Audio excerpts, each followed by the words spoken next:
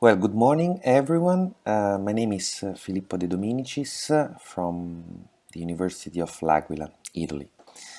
Well, my contribution today, titled In the Middle of Nowhere, Infrastructural Mining Schemes and the Making of Global Africa, will deal today with a series of projects developed along the Atlantic coast of the African continent, which attempted, at least theoretically, to overcome the colonial spatial order and which deserve to be understood comprehensively as a single phenomenon. In this presentation today, I will argue the roots of these projects, their outcomes, and the way in which they represented an effective alternative to colonial urbanization. Well, in 1957, the French magazine L'Architecture d'aujourd'hui offered a first gaze of this phenomenon, that is the stream of raw materials across the Atlantic Ocean between Africa, Europe, and the United States. The map here shows a series of shipping points from which materials were distributed across the Atlantic.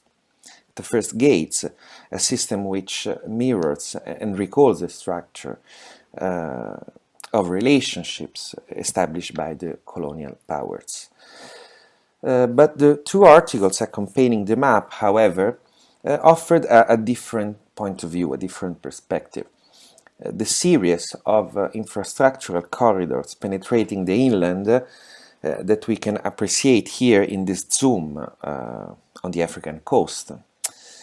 Well, this series of infrastructural corridors seem to be the opportunity to develop alternative forms of urbanization, what L'Architecture d'aujourd'hui called Afro-European urbanization, rooted upon the coexistence of Western and African workers beyond any sort of racial segregation. The layout of these corridors differed and dependent on many factors, let's say the nature of the site, its resources, and the type of processing activity carried out by each company.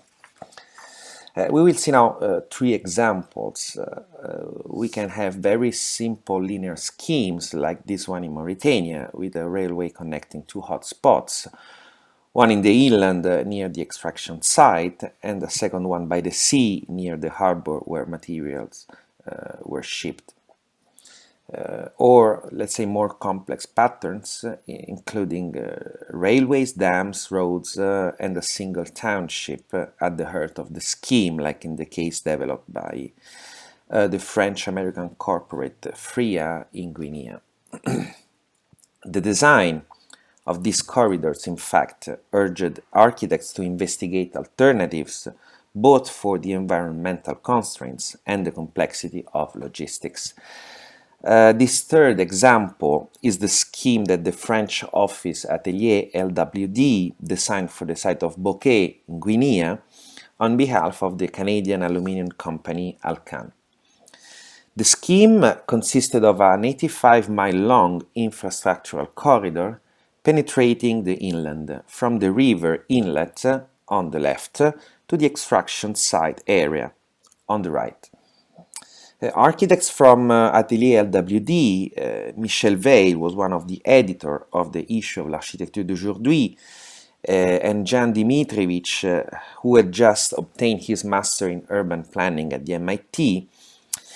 Well, the two architects took into the greatest consideration the integration of industries and mining facilities with the pre-existing agricultural layout. And the three townships located in the three focal points corresponding to shipping, treatment, and extraction. The result is a surprising pattern recalling policies and practices established in the US during the New Deal era. It was in the township, indeed, that the idea of this Afro-European urbanism conceived by L'Architecture d'aujourd'hui should materialize.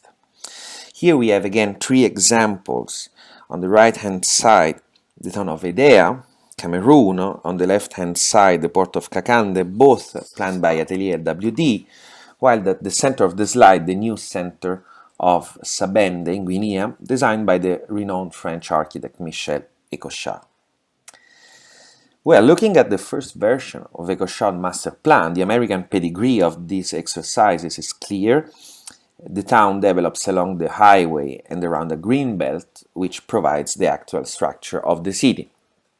While housing is organized into 4 different residential clusters, each accommodating some 2,000 inhabitants.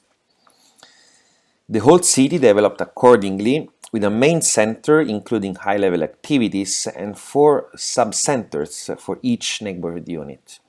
And circulation followed the same logic with a 3-level articulation.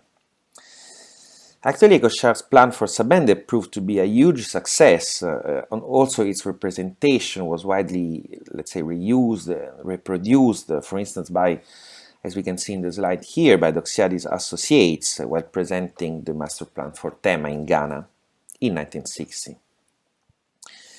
And the roots of Ecochard's idea must be found in the trip across the US he undertook with Le Corbusier and Vladimir Bodiansky, amongst others, in 1945. It was on that occasion, in fact, that Ecochard came in touch with Tracy Auger and other protagonists involved with pre-war planning experience like the TVA and the Resettlement Administration. Therefore, Sabende was designed following the basic principles of regional planning. Apart from the green belt we had already mentioned before, the pattern of the city rests upon the variegated topography of the site, while infrastructure acts as a dam, let's say as a bank, to prevent from unplanned sprawl. But contrary to the principles of regional planning, however, the neighborhood unit present a certain typological variation due to the need of accommodating both managers and workers.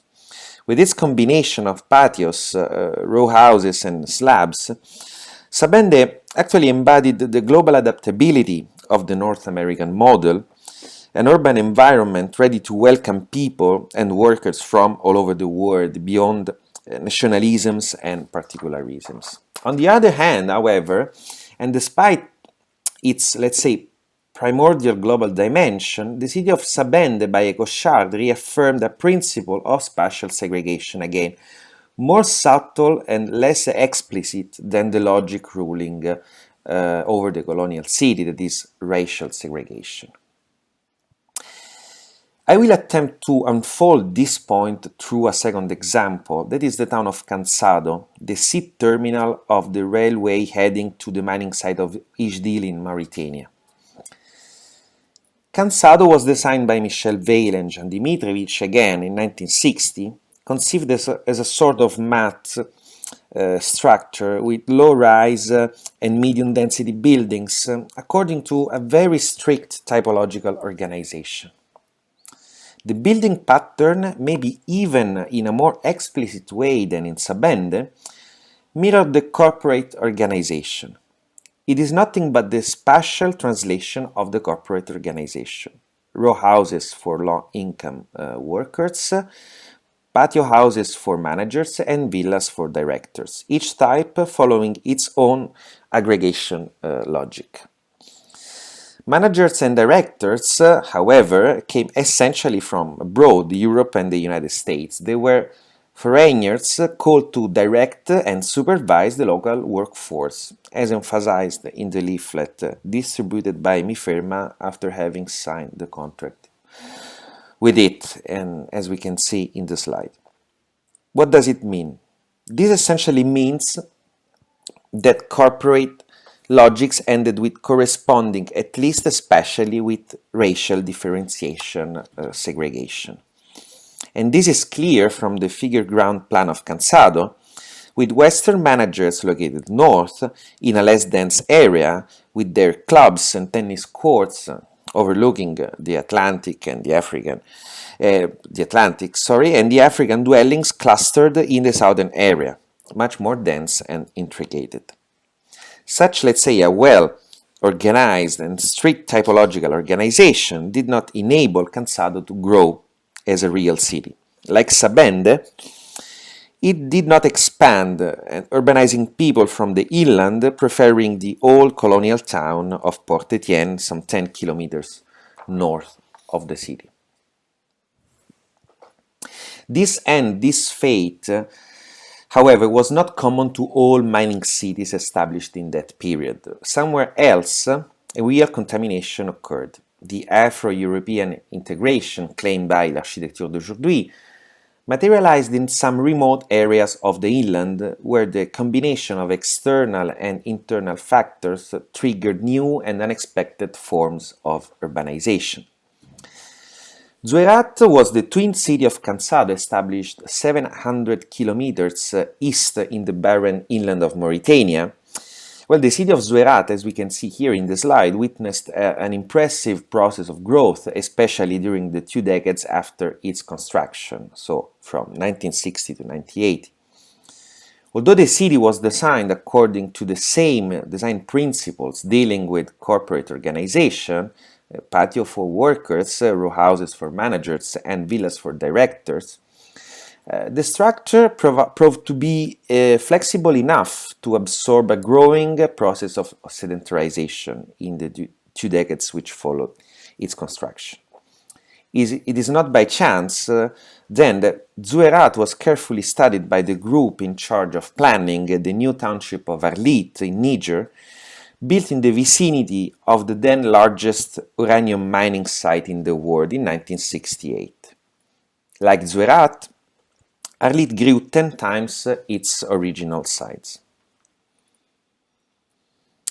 Despite conceived and born upon principles of spatial segregation, both Zuerat and Arlit developed informally as true, real cities. To some extent, they represent an earliest unplanned outpost to overcome what Doxiadis had called in the same years the African outworking-looking layout. That is the spatial materialization of the relationship between the motherland and the colony.